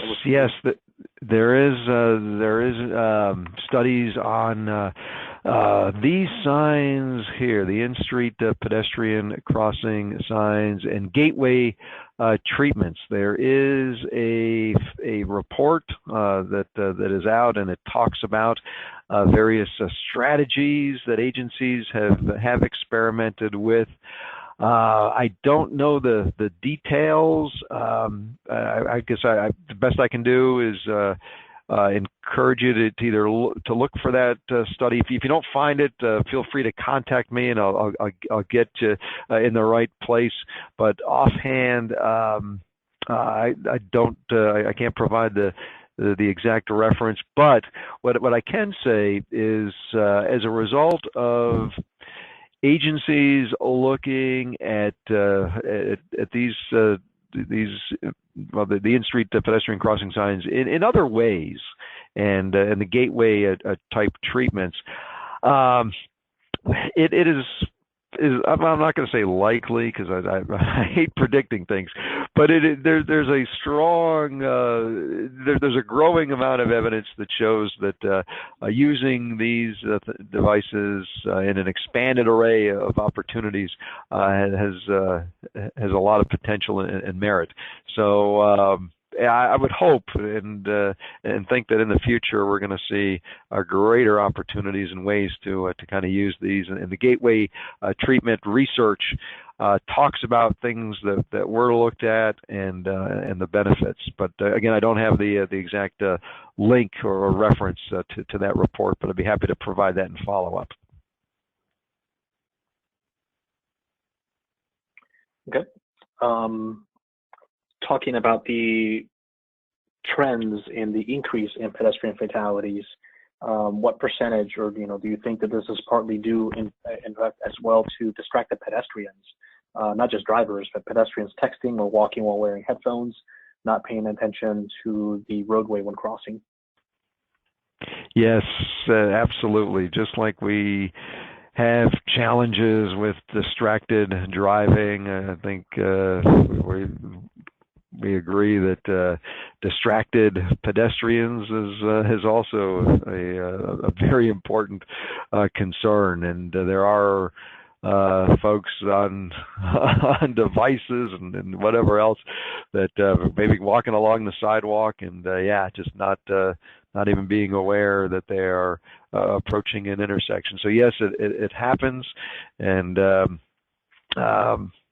it certainly is an issue, and I think a lot of the strategies that we talked about here of making crosswalks, at least from the driver's perspective, more visible helps, even when we think about types of incidents that occur where maybe from a traditional engineering standpoint we think, that was a stupid thing that pedestrian did, or a stupid thing that driver did. I would argue that even if we have a case of an impaired pedestrian that stumbles off the sidewalk into the middle of the street and gets run over at night, all right, well, yeah, very very tragic, and you can say, well, that was an intoxicated pedestrian. Well, okay, true. Can we design for that? Well, before you say no, think about this. What if we had lighting at that area where lighting didn't exist before? You take that same scenario and you have someone stumble off the sidewalk into the street. Well, if it's now lit and the driver can see what's happening, maybe we've changed the outcome of that scenario. So yes, there's no doubt that there's a lot of safety challenges, pedestrians and drivers, that are due to behavioral issues. But I think a lot of the countermeasures that we talk about here, in ways that maybe we haven't thought of before, actually can mitigate the outcome of those conditions. I think lighting is a great example of enhancing the visibility of a crossing location. So it's certainly a challenge and a big piece of the overall safety problem. But using our countermeasures effectively and doubling down on what we know works can even help reduce those numbers. Great question. Interesting comment regarding the weather when we were talking about the locations or how far people are willing to walk to cross mid-block. That weather surely plays a pretty big factor. That depends on the weather. If it's 100 degrees or raining, the shortest path is usually going to win. I wonder if there are kind of zones in the United States, depending on the weather, where if it's nice out, people are more likely to kind of stroll down to the next signal as opposed to crossing right where they are to get to their destination. Yeah, great point. And certainly in Florida, things like providing shade trees makes a difference. And if it's a shaded sidewalk versus a hot exposed sidewalk can make a difference in terms of just people's overall choice of wanting to walk, as well as perhaps their choice of maybe walking a little further to a improved crossing location. Another comment, kind of battle of the sexes thing here regarding the location where people are likely to cross. Someone read a report indicating that men are more likely to cross mid-block. The article kind of mentioned a couple of factors, perhaps one being shoe wear. Women in heels and things like that are less likely to take the risk, maybe because they, if there is a threat coming, a little bit of impaired ability to run. Another factor is that women more often are walking with children or with baby strollers, so they're maybe less likely to take the mid-block risk as well, although I've seen plenty of people with strollers crossing mid-block. Are you aware of any research data indicating the prevalence of men crossing mid-block? Interesting question. No, I'm not. I do like the question and the hypothesis there. Has some interest there, but no, I'm not aware of any studies. And if we look at overall highway fatalities, there certainly is a gender gap where we do have more males than females in terms of overall highway fatalities, usually vehicular fatalities, but yeah, as my wife reminds me constantly, she's a better driver than I am, and I'm not going to argue with that. So, yeah, interesting. Yeah, the person was trying to find out if what they read was correct or if that was just kind of conjecture. And yeah, we don't know. The crash data, at least, the crash data that's readily available in Florida does not allow you to easily query between the sexes. So it would be pretty extensive to go through and read each of the reports to determine, to kind of see if there's a pattern there or not. But that'd be an interesting research study for one of the universities. Question about the STEP documents. When will the STEP documents be amended to include rectangular rapid flashing beacons? Yes, excellent question. So, as I mentioned, we had that little hiccup where the interim approval that FHWA had previously issued had to be repealed, and so that happened right around the time when a lot of this wave of STEP materials was going out.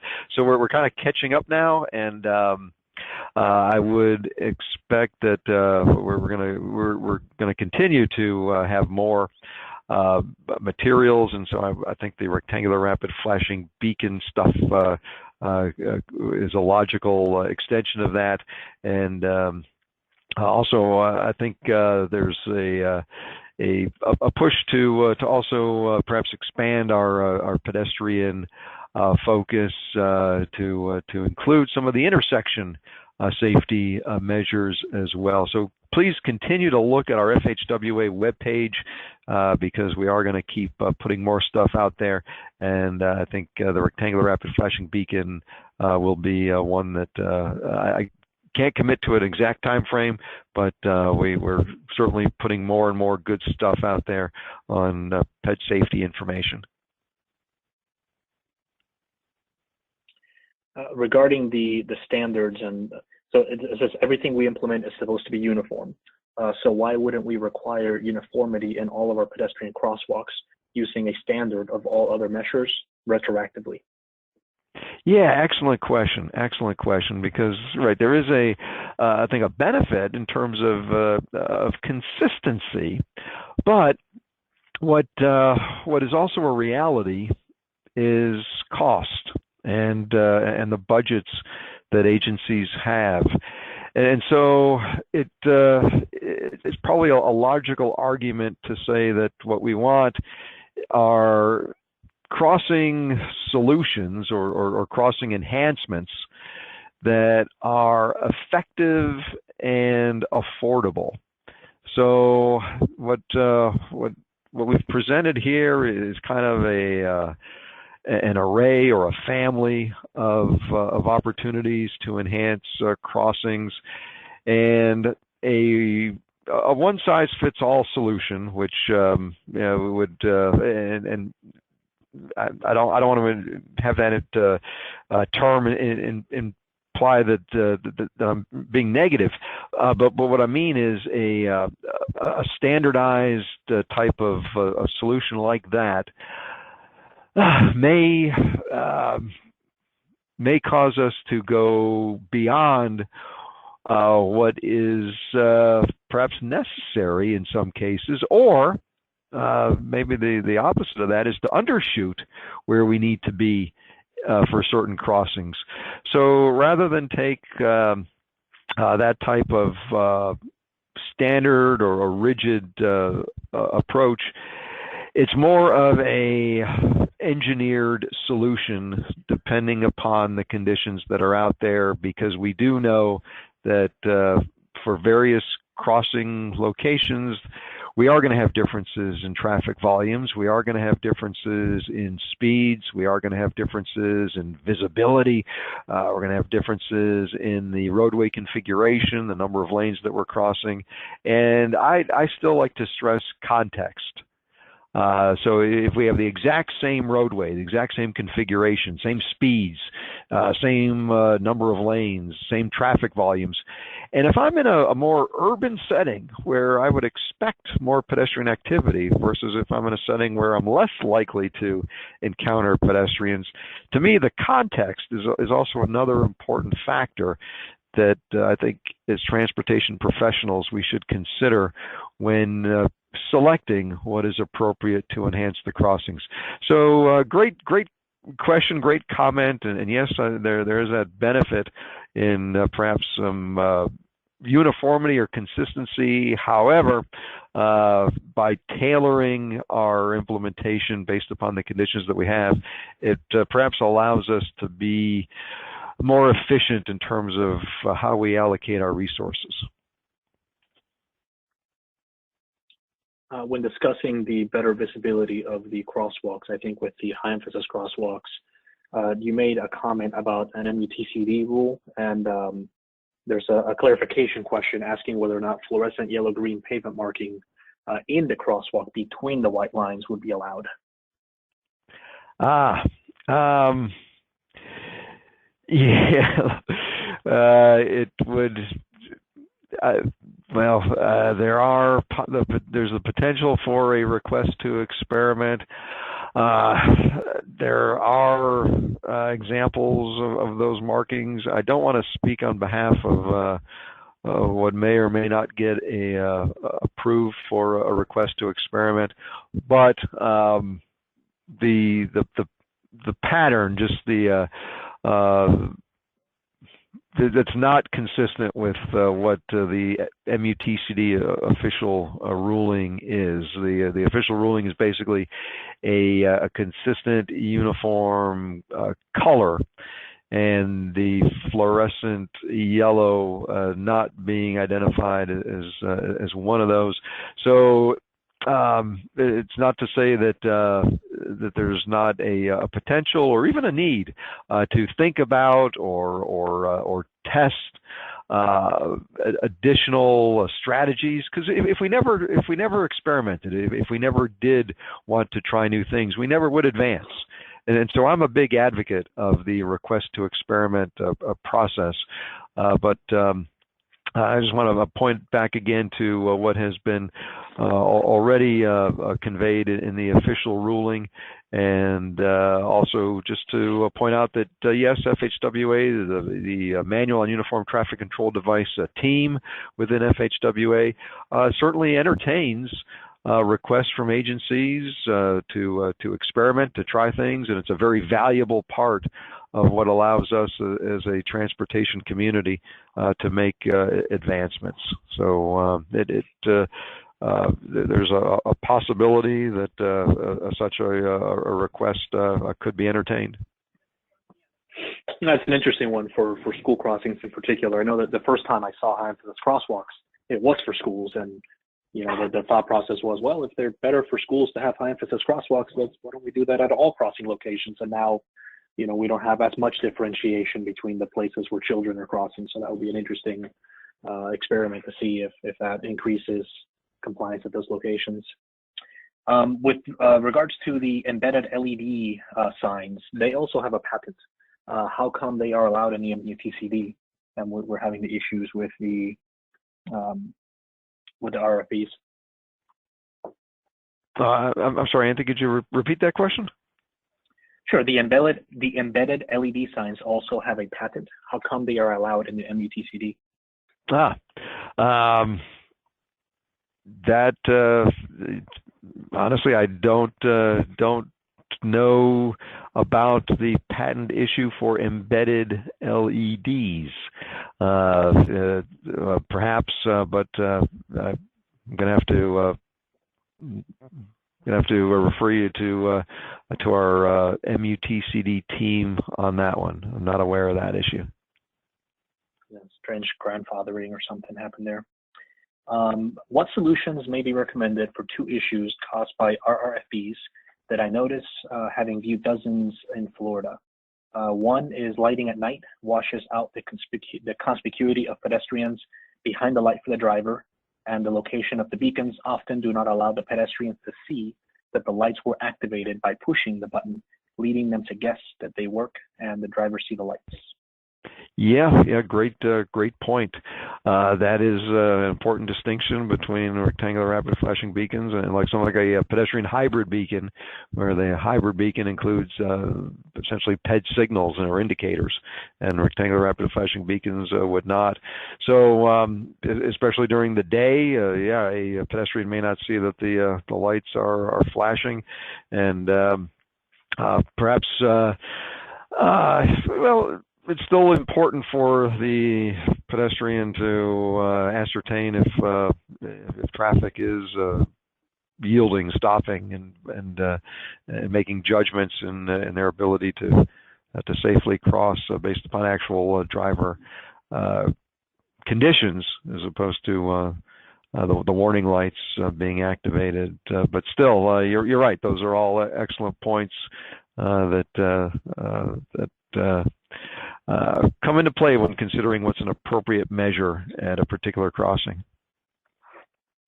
It is 12 o'clock now. I want to respect everyone's time. So if anyone needs to get going, I mean, you're more than welcome to, or if you don't mind, Mark, there's 3 more questions. We'll kind of stay on for a second and answer those questions if you have the time. Yeah, sure. Let's go ahead and try and answer those 3 questions. That'd be great, Anthony. Okay. So this one regards the scramble crosswalks. They've seen recent videos of scramble crosswalks being implemented in California. Are there any guidelines to using these? Great question. Yes, the scramble or the barns. Yeah. For guidelines, there are probably some. Offhand, I'm not aware of anything that comes from our FHWA reports. Obviously, these are signalized intersections, but it is becoming more common out there. But I will have to follow up in terms of trying to track down any type of guidance that's out there. But certainly, it's a strategy that is probably becoming more popular than less popular. Bit of a loaded question here, but what is your take on politics truncating the warrants for installing traffic control devices, even if there's one fatality due to pedestrian error? All devices are installed that are not really warranted.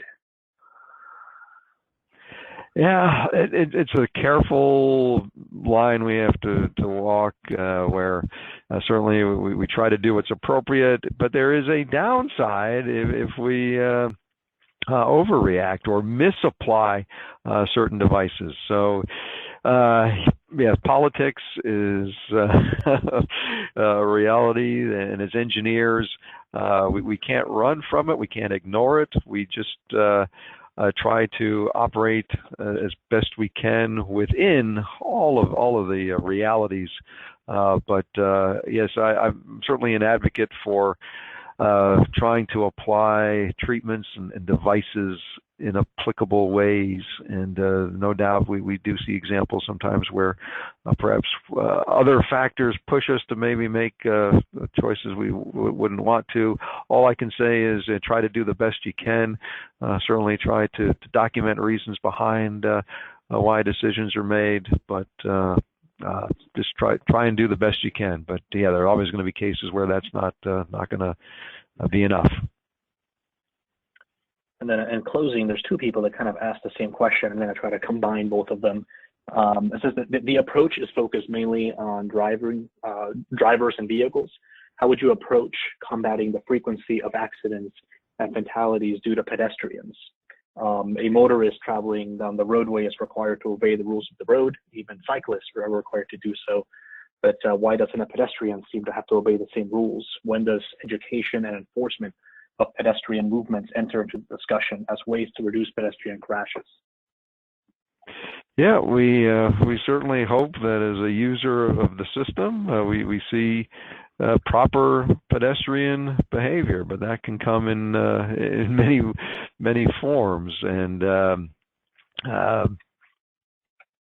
we do know that just like drivers engage in some risky behavior, so do pedestrians. So we try to collectively balance what is provided for in the overall system. But yeah, I think it is important that we acknowledge that all users of our system make mistakes. Drivers make mistakes, bicyclists make mistakes, pedestrians make mistakes. And I think the challenge for us as safety professionals, transportation safety professionals, is to try to provide a setting where even when a mistake is made, that the outcome of that collision or crash or mistake is not a fatal one. And so I think that the same holds true with our thoughts about handling pedestrian safety on our facilities as well. And speed is a big part of that, and managing the conflicts. If we can eliminate conflict points or change the type of conflict point, that goes a long way as well. So a great comment, but I guess I would encourage that we kind of think holistically about that and apply the same logic with our thoughts about driver behavior and cyclist behavior for that matter too. Good point. Very good point. Now, with the webinar series that we have coming up, the 3 webinars, they'll be focused on bicycle and pedestrian safety, but perhaps, some answers to that question, because I mean, that's a whole other webinar on, educational and enforcement things that can be done to encourage the bicyclists and the pedestrians to follow the rules as well. So I mean, that's a great point and a focus, that can be added to these presentations. There was one question about the PDH credits for the Safety Academy. Historically, we've offered only 1 PDH credit. I know that these webinars, they vary in length, anywhere from 45 minutes to 2 hours, and we never know exactly how long they're going to go. So when we do the accreditation ahead of time in order to have credit for these, we request 1 PDH credit for all of them. So even though this one went, the full 2 hours, it will only be available for 1 PDH credit. But we've got plenty of other webinars upcoming. It's kind of an incentive to watch the next one. If you'd like to receive more PDH credits, we appreciate everyone coming. And again, thank you, Mark. This was a very informative webinar. We appreciate you taking the time to be with us today and present. Mark, this is Dennis. I want to thank you myself. Thank you so much. It was a great presentation. And to all the attendees, please check the website and check your notices on upcoming webinars. Very good. Thank you, Dennis. Thank you, Anthony. Okay. Okay. With that, I will end the recording. Thank you, everybody.